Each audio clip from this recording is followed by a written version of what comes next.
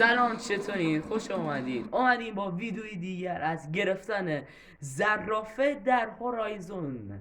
بازی خیلی خفن. حالا صبر کنید، حالا شاید براتون مهم باشه که این اصلا اینا چه فایده ای دارن. اینی که اینجا میبینیم، یا صبر کن بذار ما واضح تر میخوایم نشون بدیم.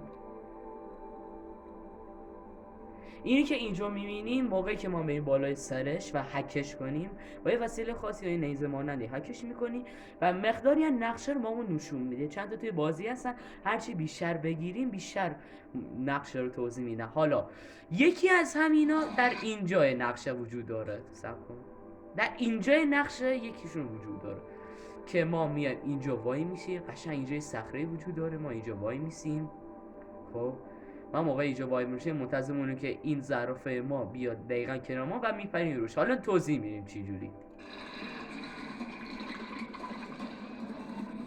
ولی خب وقتی که نزدیک بشه ما میپریم روش و سعی میکنیم که ازش بریم بالا. آره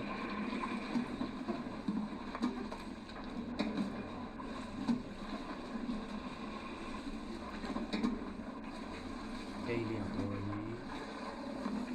و موقعی که ما برسیم تنها کاری که بکنیم اینه که مثلث رو بزنیم و تمام.